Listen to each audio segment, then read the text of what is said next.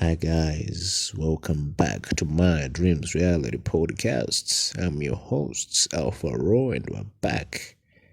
Today's topic is no half measures, living life with intention. I like to live my life with intention. At the same time, I like to live my life with a little bit of uncertainty. Even though I know life is uncertain, I would like to believe that I know everything that's going to happen. And most people I know, they do this thing as well. People live with a false knowledge of the future. It's some sort of a safety mechanism in our minds that we convince ourselves that we know what's going to happen tomorrow, and yet we actually don't know what's going to happen tomorrow. That's why we're surprised by almost every event that happens in life. That's why we read the news every day. That's why we buy newspapers every day and we read blogs every day. It's because we actually want to know what's going on. But yesterday, before we went to bed, we thought we knew everything that was going to happen the very next day. And little did we know that maybe we would lose that relative, that uncle of ours, or sometimes a parent. Unfortunately, it happens, or sometimes people lose a kid. If they knew what was going to happen, maybe they would make measures, they would put measures to avoid that. Unfortunately, those kind of things, no one can actually cheat death. So there are no measures to run away from death. It is the most certain and the most common destination we all share. And I'm not going to spend more time on this topic. I know it's a very, very, very negative topic and people don't like to talk about it. But I was just trying to point out a fact that we have a destination. We all have a destination, whether we have chosen it or someone else has chosen it for us. Yes, if you do not choose a destination, someone is going to choose a destination for you.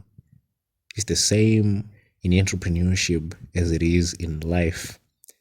If you go and look for a job is helping someone else achieve their dreams.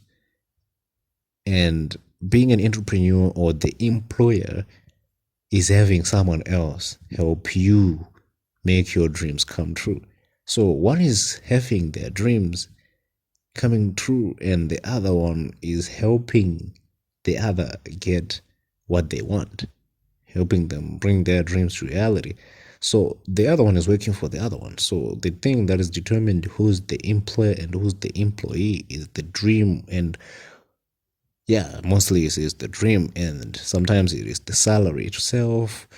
The employer usually doesn't get a salary, they just take the profits and they share some of the profits with you, a small percentage of the profits with you. And I would like to describe that as living life with half measures. I'm not saying everybody who's employed is not doing well, but I want you to actually hear me out when I say this. What I'm trying to say is you didn't actually picture the whole thing. You went for this version, the popular version that society like to throw at people, and that is you go to school and you go and look for a job.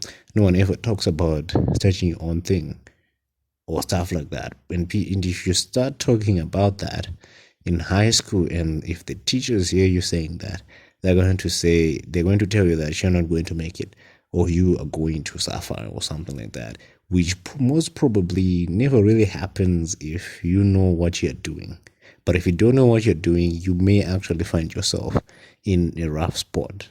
But it's not always about that. Some people, their dream or their goal is to actually work for these other companies, to work for these other people. And there's nothing wrong with that, as long as it is something that you have chosen to do, as long as it is something that you have intended to do, something that you have predetermined. Like, I want to work for Toyota. I like to work for General Motors. I want to be making those Chevrolet. And someone may say, maybe I like to drive for Mercedes AMG, something like that. As long as it is predetermined, it is always a good thing because you have meditated on this thing. This is actually something you want, you genuinely want. We don't want the same things, but we all have destinations. We all have things we want to do. We all want to be someone in life. We all want to have a purpose. We all want to be important. And this has been the number one thing that everybody wants to do.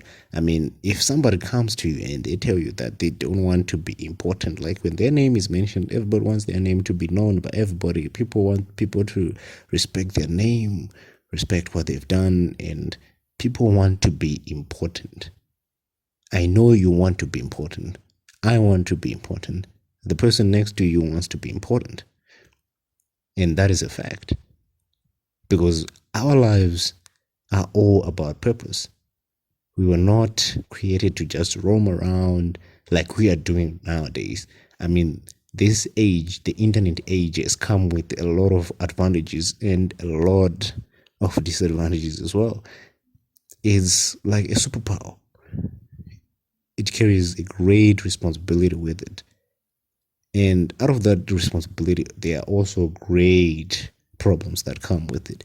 And some thinkers like to call it, like, they want to put it this way. They like to put it this way. Like, Marcus Aurelius, as noble as he was, they call him a great man not because he was virtuous, but because of the power he possessed at that time and the great amount of discipline he showed, according to his notes, by the way, because the only evidence we have would be his notes, the ones that people like to use in quotes. Marcus Aurelius says this, and that.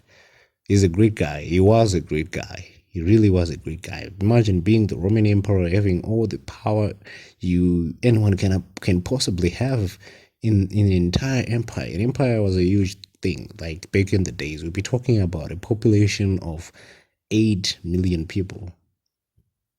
You being the one who carries the most power, and your word being law, and whatever you want comes to pass. As long as it is humanly possible, it comes to pass. And he was able to actually show this great amount of discipline. That makes a man important. That makes a man of purpose. It shows that he was living for a certain purpose, and this purpose was virtue.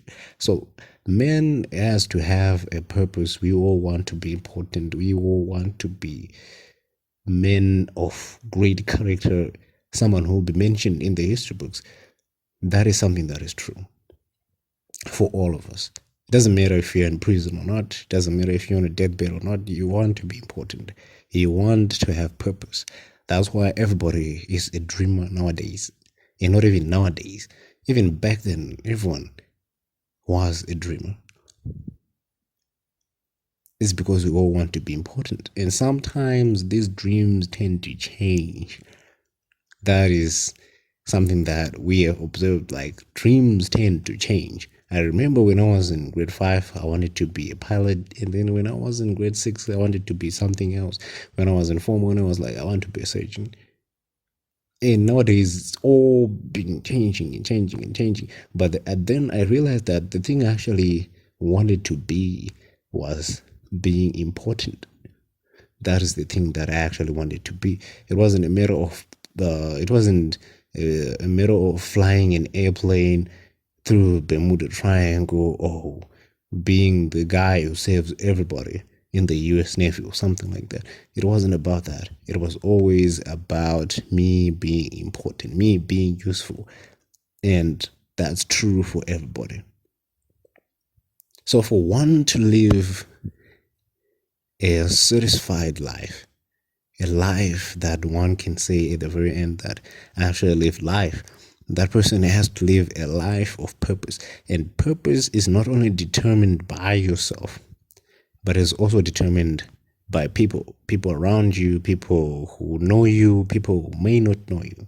That is all hinged, or that is all the facts that purpose hinges on. And this is one of the most frustrating facts about purpose, because you may want to be important, but you may never be important.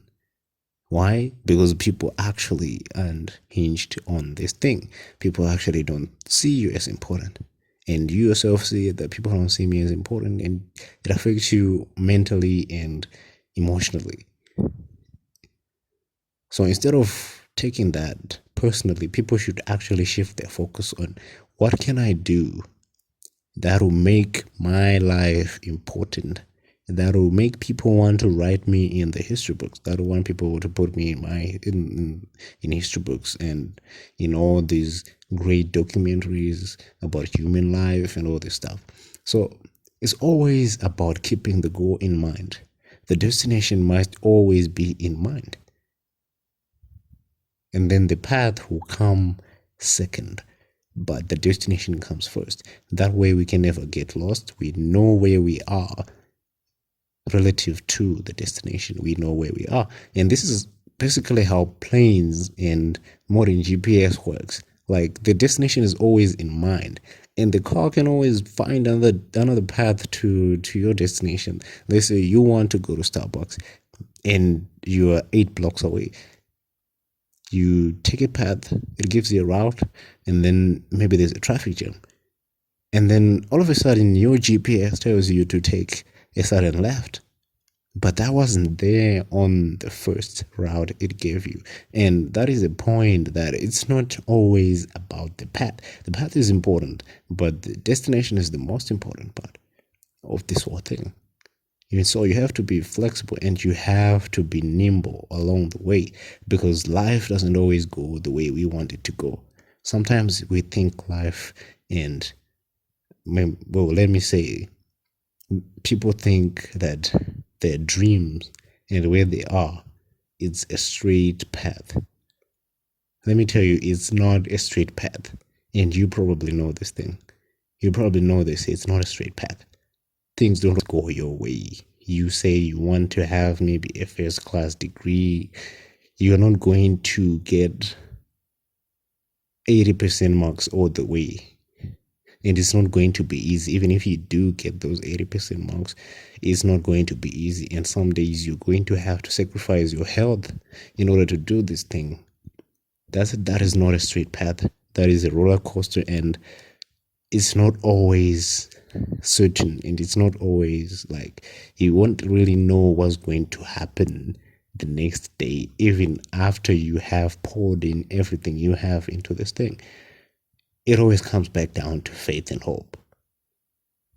But if you have the goal, if you have the destination in mind, even if you fail first time, for the very first time you attempt, your first attempt you fail, the second attempt you fail, the third attempt you fail, if you have the goal in mind and the destination in mind, as long as you keep trying, you are going to find a way, because we are not some dumb machines out there. Our brains are actually designed to compute things. As long as you're actually genuine about it, as long as you're telling yourself the truth, that this is what you actually want to do, your mind is going to find a way. And by the way, I know AI has been quite popular nowadays. It's one of those popular things that are popping up these days. These new toys people are coming up with. It's actually a great toy. It's actually a great tool, by the way, depending on what you're using it for. Because some people are using it in a way that we can most certainly call it a toy, and other people are using it in these great and fantastic, innovative ways that we should and we must call it a tool. So, talking about AI is somewhat a close variation of the human mind. It's a copy, let me say, it's a model of the human mind. And a model is not necessarily like the real thing. Most models aren't really the real thing. If you've ever seen a model of the Eiffel Tower, and you go and see the Eiffel Tower today, the details on the model and the details on the Eiffel Tower, they will definitely have somewhat different characteristics. Maybe the size is also different. The Eiffel Tower is usually the biggest one. I have never seen a model of the Eiffel Tower that's bigger than the Eiffel Tower itself. So there are always these differences. And usually the real thing is more important and more valuable and much better than the model. The model is the lesser of the object, because people are actually always underestimating and overestimating themselves and the people around them. People think AI is actually better than themselves, but no, you are way better than AI than you think, because AI has a lot of things it doesn't have. So many things it doesn't have. For example, dreams. No one can explain dreams. Like, how do they come and how do they, it's still a mystery to everybody right now. So my point is, we can do so much. Our brains are designed to compute ways to do things. And the reason why we aren't doing certain things is because we have been lazy for a while. People have been procrastinating doing things they know they want to do, or things they know they need to do them. And sometimes something that you need to do, people are forced to do that. Pain makes people do things they weren't comfortable doing before the pain came. So sometimes pain is actually a gift. Pain is actually a gift, and it has made people do things in their lives that they didn't want to do, but they needed to do those things in order to make their lives better. So they end up doing it. But if you ask those people, if you have heard or read those interviews of people who have been in those situations, they will tell you that without this pain, without this situation, without these circumstances, there is no way I was going to do that thing. So, what caused them to do that thing they thought was impossible before the circumstances, before the suffering, before the pain, is all because their mind was in a situation where it has to evolve, where it had to evolve. It was a survival game. It was time for natural selection, whether you get to continue or not. And your mind chose to continue because it doesn't want to die. No one wants to die. So it's always a matter of you, the destination, being in mind.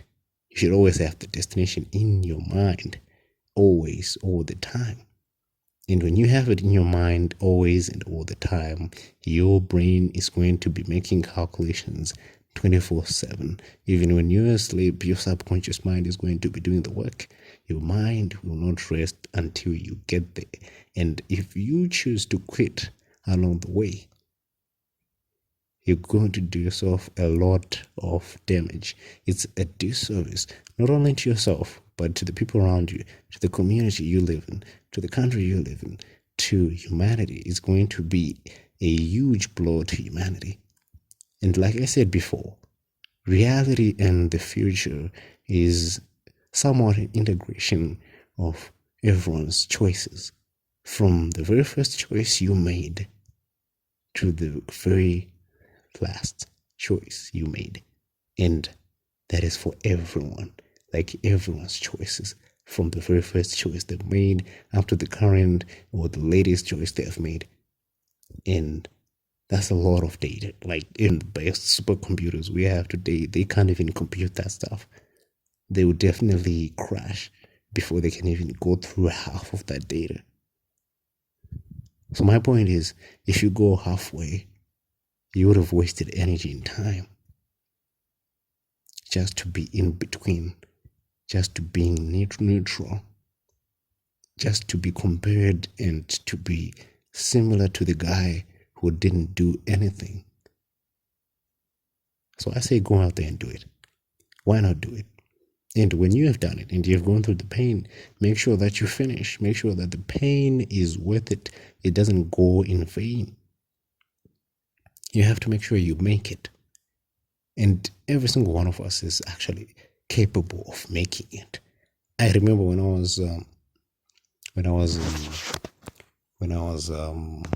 was studying chess, and that was like 2 years back from now.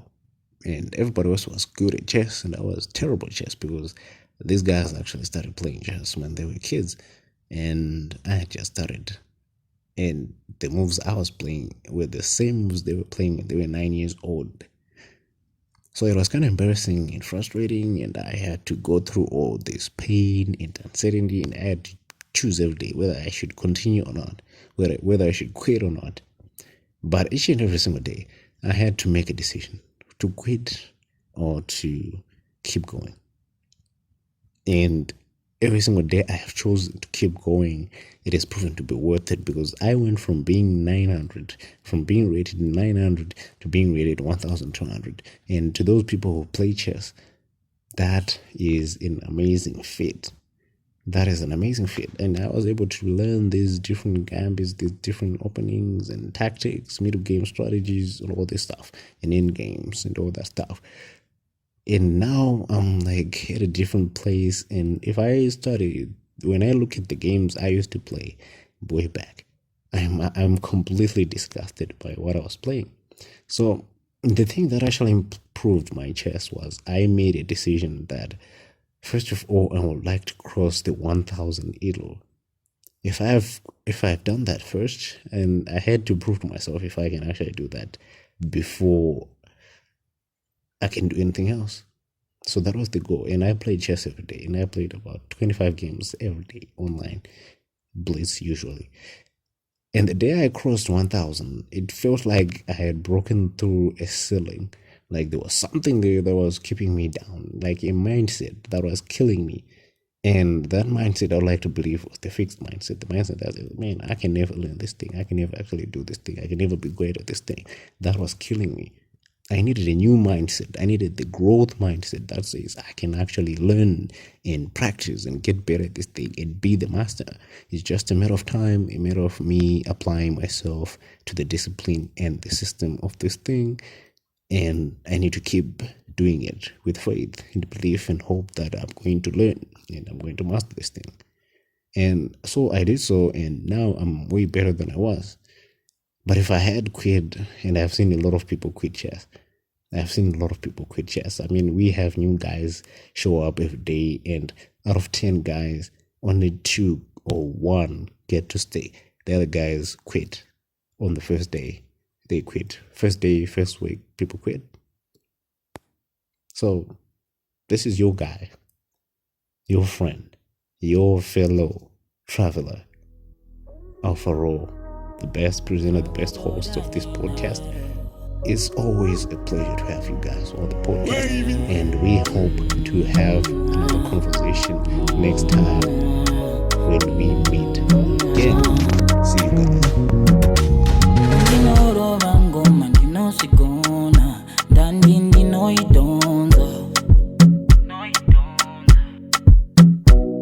Pachikuna tita kuzipasando Nanita nekuzimbisa Nekungo simbiswa.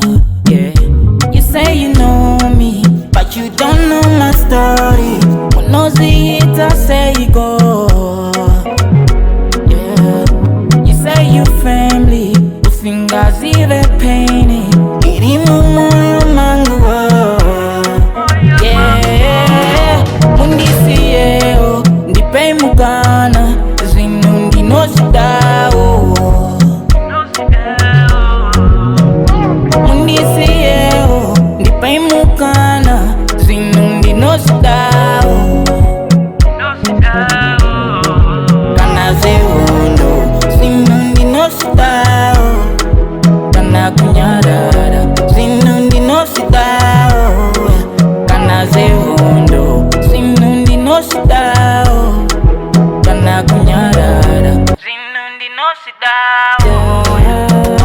I go higher, higher, higher. I pray I'll never fall again. No, I never sell my soul. Give me that love, yeah. Show me love, love. You're my baby, you're my baby, yeah. It's next Monday, so real bad Monday. You know I there for you. You show me love, my babe. Let me sip you like it's Hennessy.